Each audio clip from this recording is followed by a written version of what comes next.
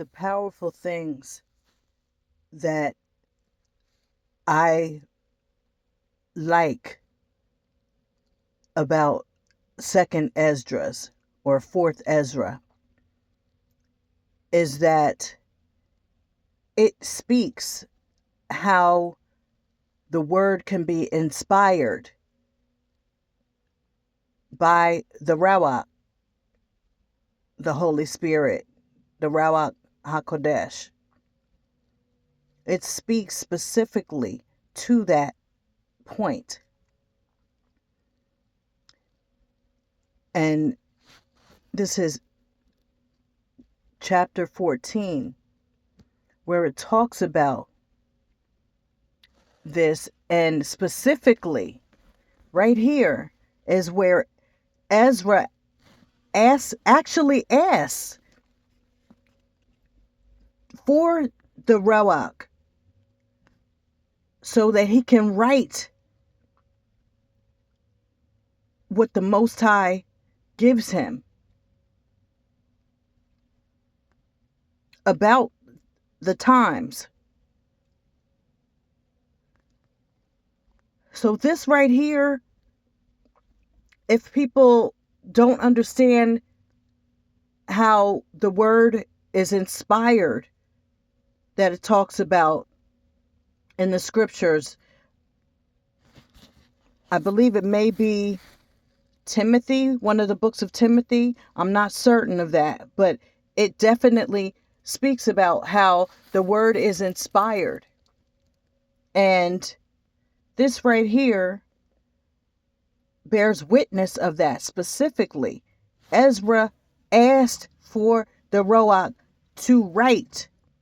And then as we go over, it shows how the Most High Yah gave him the Ruach, how he imparted it to him to be able to write the things for the end times, if you will, or the future, the prophetic word, because we know Ezra was one of the prophets, but he specifically had him and, had other scribes to assist him in writing the books. Right here is where he talks about how he gave him something to drink. So he imparted the Rawak through something that he ingested. And over here, it talks about how the Most High gave him a certain amount of books to be written, which, as you can see here, it was 92. Some were to be saved. Of course, I'm paraphrasing. And see right here in verse 46, keep 70 last. Some were supposed to be published openly, as it says in 45. But some were kept back, which were 70. So we know that there are more than the 66 books of the Bible that were written. I mean, it's clear here that it was more than that. It was more. And now, is that including the apocryphal books? Well, no, it can't be, because the Apocrypha was removed from the Bible, from the KJV, after 1611, I believe it was. So we know that that number, that 66, does not include the apocryphal books. So it's clear that there are other books that we should, by, again, the testing of the Spirit, and by taking it to the Most High Yah in prayer to have revealed to us which books should we still be taking in the totality of his word, because that's the key. It's the totality.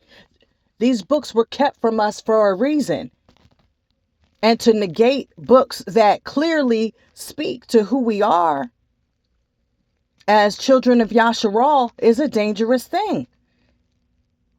And so this passage right here bears witness to that there are other books out here.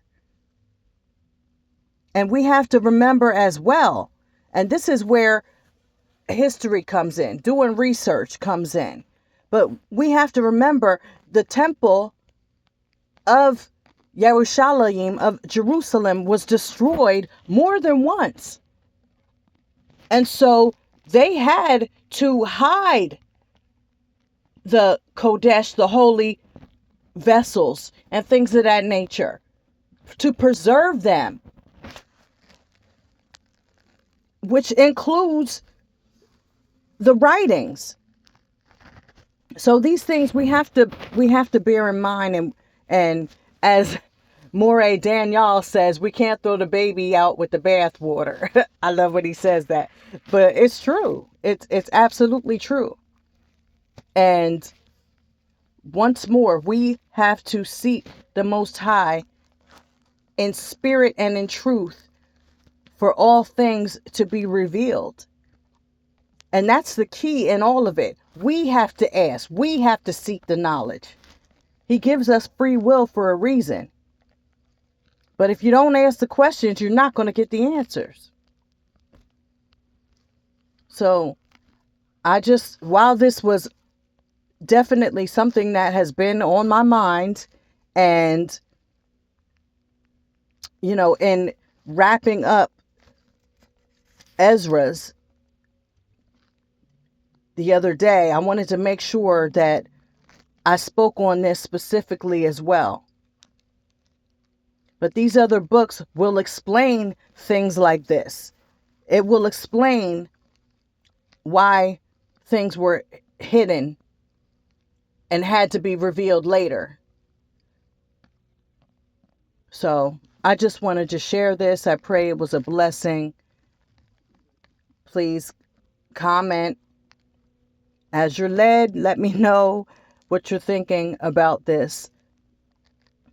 And have a great day, evening, wherever you are. Shalom.